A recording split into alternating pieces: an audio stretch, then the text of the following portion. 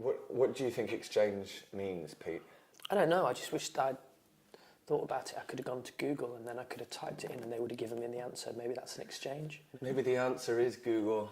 I don't know. I feel like we're always exchanging in our studio, whether it's music or Ball ache. Arguments. Maybe it's more about giving something and getting something back in return. It's more than telling someone. It's hearing something back. Because it goes both ways.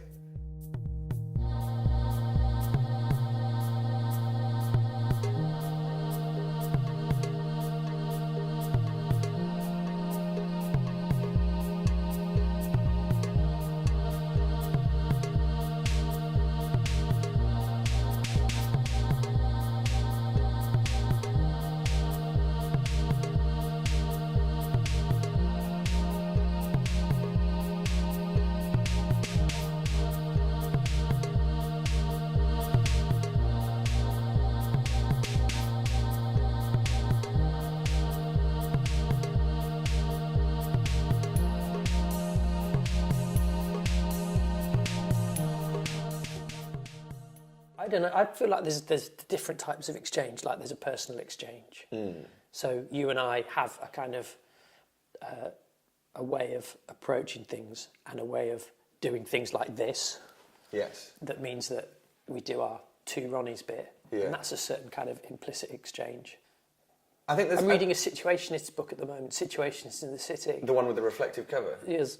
And that's interesting, talking about the urban environment and about how that exchange of the urban environment and you as a human being, and how looking out the window, everything is kind of a reflection of the human and a reflection of ourselves. And I don't know, that kind of... Maybe there's an exchange going on all the time. Maybe there's exchanges happening when you don't even realise them. It doesn't have to be both sides agreeing to the exchange, because it's always happening anyway. Maybe that's something about exchange as well, right? That you get to that it can be the end of something, but it can be the beginning of something as well. Going backwards and forwards. It's quite a broad thing, isn't it? I think it's quite a good topic for a series of talks. In fact, that's really quite interesting. Yeah. I think at the beginning it's always a conversation of some kind. We have a similarity between the way that we work, but we also have quite clear differences in the way that we work. And maybe back to that thing of exchange, is that if it was a kind of frictionless exchange, it would be almost, it's like sort of, making something and knowing what it's going to look like, so why bother? If it was a frictionless exchange, it's that kind of... It's the rubbing. It's the rubbing, Joel, that makes it work. It is though, right? Yeah. I feel like there's something that goes on where one of us will start with something, and I think that happens. One of us always starts with something and then says it, and then almost not trying to convince the other person of it, but somehow the pair of us as a filter to an idea or a concept or some way of thinking. There's that initial kind of ideas bit, but then there's also, I think, that the process is there is a lot of friction in the process, but not negative. It's not about it's not arguing to be right. It's arguing to get to what is right. Right. And that feels like the main crux of what we're doing. Work aside, whether we were writing books or whether we were making music or whether we were doing whatever we're doing. I think it's been quite interesting recently that we've been taking more people on in our studio, and we've had to kind of have a conversation with them recently about kind of saying, now Mummy and Daddy love each other very much. But we will argue. And it doesn't mean that we don't love each other very much. But then I think that's important, because we started as friends first. And I think that exchange can be... I think we've got to a language. We've got to kind of, I don't know how you describe it. We've got to kind of a series of markers or things to pivot around. Well, it's experiences, isn't it? We've done a set of, we have a defined landscape through the things that we've built over the course of 6 years. Yeah. And so we can point to those and go, a bit like that, nothing like that. Yeah. In between those two, or.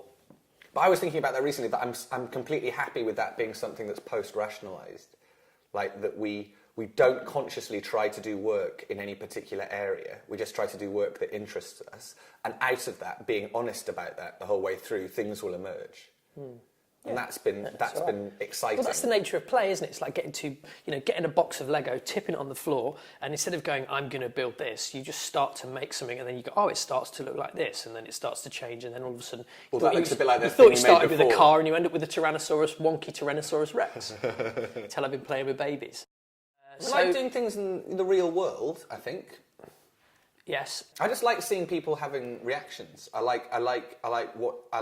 like being able to be in this kind of very high resolution, interesting world that we call our reality, especially compared to other things. There was that comedian in the film we watched, was on the flight back. Louis C.K. Louis C.K. And in that sketch he says, he just finds it bizarre when he sees people at parents' evenings all holding up iPads or iPhones, videoing their children and not actually looking at their children. But what I realised about that is then at least when you watch it back, it looks the same as it did when you watched it the first time. Right, but not actually seeing it. Yeah, but that's a weird level of like double mediation. Yeah, like stupid. I want to see the screen of the thing that I'm filming when I'm watching the screen. Pens and paper. Music, friendship, they're good tools. I think we spoke a lot when we were starting out about making our own tools, and I don't know how much we do that now. No, we do make our own tools. I mean, you think that broadcasting we just made, that's a tool, a platform. Maybe platform is a better word. What's nice now is that there's the tool, the extra tool is. It's not necessarily the code; it's the thought processes that come with the code. Right, but I think it's more that thing of the conceptual tools that we've got to. Maybe they're the things that we've got to, like with the paper prototyping, like with, it's not a bug, it's a feature. It's more like there's usually someone working and someone critiquing. What do you think? Perhaps knowing what you want to get to, but also having an understanding and a maturity to know that perhaps you're not able to do all of it yourself. Means that you can actually do better and bigger things. Perhaps the way we, partly through necessity, because we were working in an area that's yet to be defined, by working in three different spaces, education, art, commercial. Obviously, it's a lot easier for us, and this has been a little bit kind of sort of commercially cynical. It's easier for us to propose things within an education context, and say we want to make this, because there isn't the reticence to take on something that's weird, because they're just like, this is good. Yeah. But then once you've got that as a case study, you then take that to the commercial guy, who then goes, oh, I understand what it is you're doing now, because you've managed to be able to explore it here. And then within the art, and almost similar within the art context as well, that you can do that and then take that to commercial guy. But the thing is that commercial guy, in a sense, because he's the one with the budget, because there's none in the art, and none really in the art, and none really in the education. And with the open source method, that means that we can then sort of... I think there's a definite feedback loop that we're always interested in feedback loops, right? We always talk about that. But then I think there's this meta feedback loop that happens between the projects, between the different areas. So you can do an artistic project and then take that as a case study to take into the commercial world, and then take both of those and take that into the educational world or whatever, and they can feed around. So you can do your experimental in the educational world, then take that into the commercial world because you've explored it. Yeah. Stuff, the best thing about collaboration is discovering stuff that you didn't know before. And then I think the best thing about collaboration is being pushed past where you would normally go by somebody else's expectations of what they think you can do. Yeah. That's probably the nicest thing about collaboration. But quite often but not a collaboration where you're going, so you're going to do this and I'm going to do that. It's like you occupy an imaginary space together. That's I think maybe the nicest thing. You see, you occupy an imaginary space, and that's where you create the reality of. I like it when you can get to a language, what you make, or a code, or a shorthand.